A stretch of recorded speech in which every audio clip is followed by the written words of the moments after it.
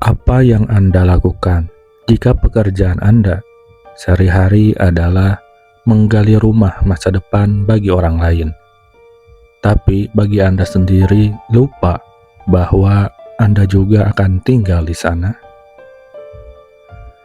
Sahabatku, berjumpa kembali di channel Yuda Arisanjaya. Bayangkan sebuah situasi di mana tanah yang seharusnya dingin tiba-tiba memancarkan hawa yang berbeda. Dan sebuah rahasia besar yang selama ini tersembunyi di balik kain kafan sengaja diperlihatkan oleh Allah hanya untuk mengetuk hati satu orang yang paling keras. Ini bukan sekedar cerita mistis atau mitos belaka. Ini adalah sebuah kisah tentang sebuah hidayah yang mahal. Kisah tentang seorang pemuda bernama Sapaan Mas Joko, bukan nama sebenarnya. Seorang penggali kubur yang selama bertahun-tahun hidupnya tidak pernah bersujud, bahkan sengaja meninggalkan sholat 5 waktu tanpa rasa bersalah. Sampai pada suatu sore, sebuah kejadian di dalam liang lahat mengubah seluruh sisa hidupnya. Bagaimana peristiwa itu bisa terjadi?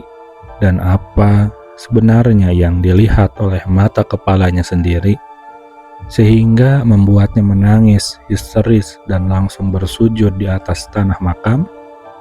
Mari kita simak kisah hikmah ini sampai selesai, agar menjadi pelajaran berharga untuk kita yang masih diberi kesempatan bernapas hari ini.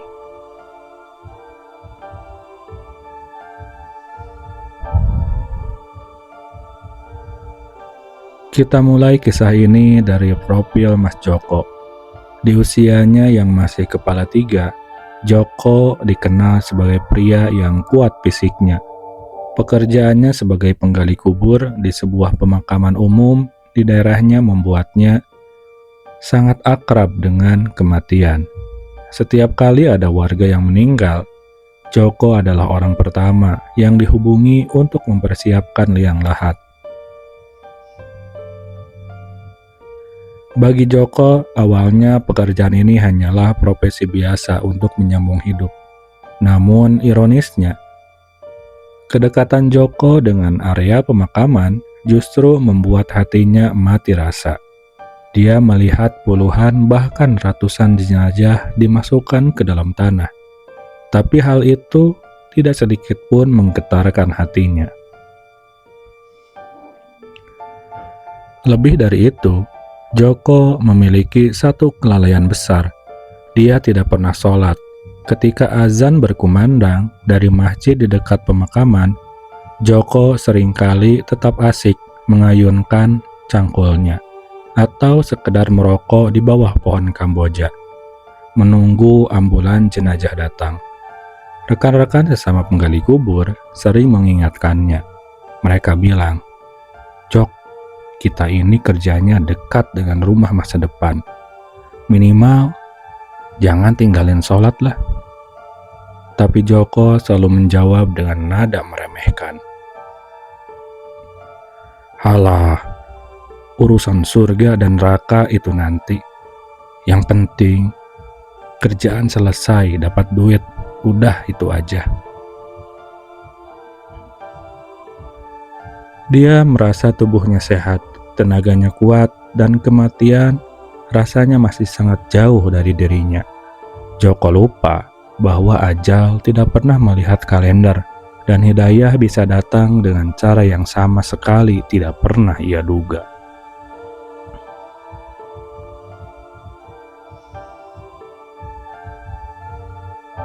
Hingga tibalah pada suatu hari, di hari Selasa yang mendung, Joko mendapat kabar bahwa ada seorang warga yang meninggal dunia.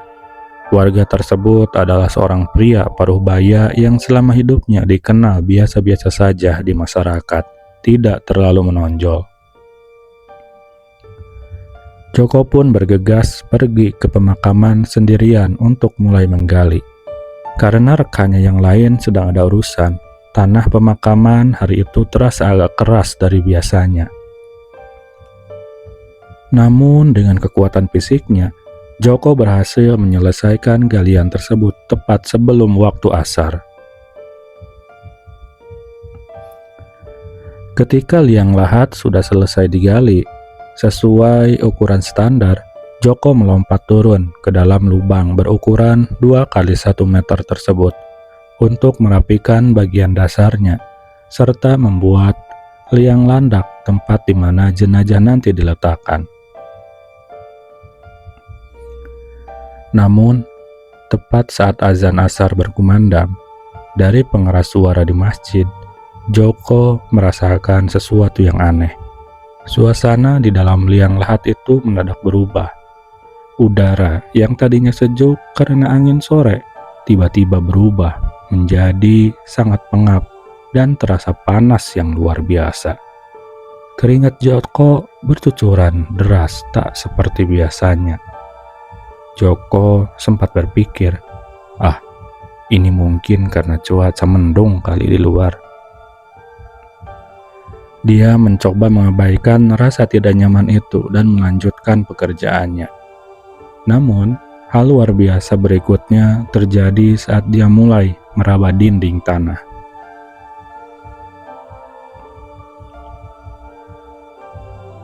Disinilah titik balik itu terjadi.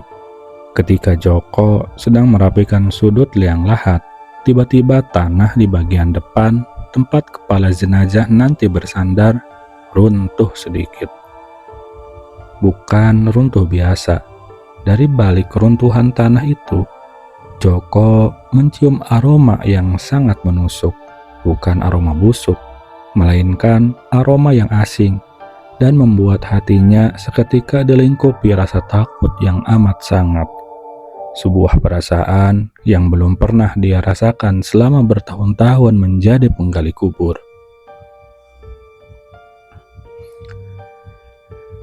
Dan yang membuat bulu kuduknya merinding, pandangan matanya seolah terkunci pada sudut tanah tersebut.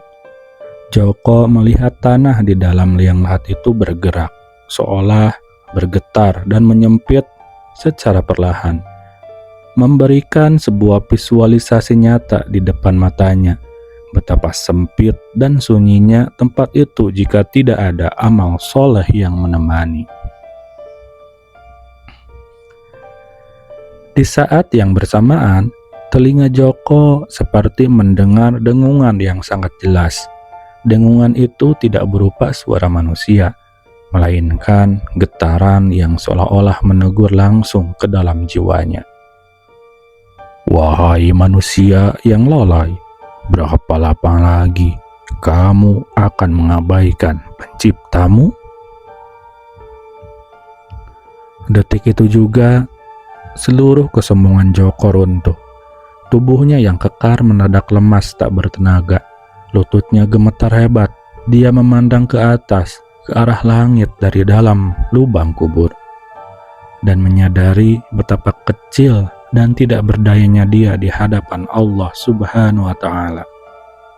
Dia membayangkan bagaimana jika suatu saat itu juga tanah ini menutup dan dia terkubur di sana dalam keadaan tidak pernah bersujud. Dengan susah payah dan air mata yang mulai mengalir deras, Joko merangkak keluar dari liang lahat tersebut. Dia terduduk di tepi makam, menangis jadi-jadinya seperti anak kecil.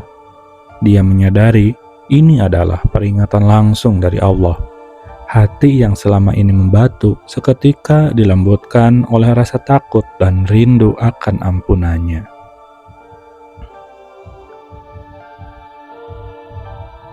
Begitu jenazah tiba, Joko membantu proses pemakaman dengan tubuh yang masih gemetar dan mata yang sembab. Orang-orang heran melihat perubahan sikap Joko. Namun, Joko memilih diam dan merenungkan apa yang baru saja dialaminya. Selesai pemakaman, langkah kaki Joko tidak lagi mengarah ke warung kopi. atau ke rumahnya untuk bersantai. Langkah kakinya membawa dia langsung menuju tempat wudhu masjid. Untuk pertama kalinya, setelah bertahun-tahun lamanya, Joko membasuh wajahnya dengan air wudhu, menumpahkan segala penyesalannya di atas sajadah, dan mendirikan sholat dengan tangisan yang tak kunjung usai. Sejak hari itu, Mas Joko berubah total. Dia tidak pernah lagi meninggalkan sholat 5 waktu. Bahkan setiap kali mendengar azan, dia akan langsung menghentikan segala aktivitasnya, termasuk menggali kubur, untuk memenuhi panggilan Allah. Baginya, setiap liang lahat yang ia gali sekarang bukan lagi sekedar ladang mencari uang, melainkan pengingat terbaik bagi giliran dirinya bisa datang kapan saja. Kisah Mas Joko ini mengajarkan kepada kita sebuah pesan yang sangat mendalam. Hidayah itu menjemput mereka yang dikehendaki Allah, terkadang melalui cara yang paling tidak kita duga. Kematian adalah kepastian, dan sholat adalah benteng pertama kita di alam kubur kelak. Jangan tunggu sampai tanah menutupi jasad kita, baru kita menyesal untuk bersujud. Terima kasih telah menyimak kisah hikmah ini di channel Yuda Ari Sanjaya. Semoga kisah ini menjadi asbab hidayah dan pengingat bagi saya pribadi, dan bagi Anda semua yang menyaksikan video ini. Sebelum kita berpisah, saya ingin bertanya kepada Anda, pelajaran berharga apa yang paling menyentuh hati Anda dari kisah Mas Joko tadi? Tuliskan jawaban dan doa terbaik Anda di kolom komentar. Sampai berjumpa kembali di kisah hikmah berikutnya. Wassalamualaikum warahmatullahi wabarakatuh.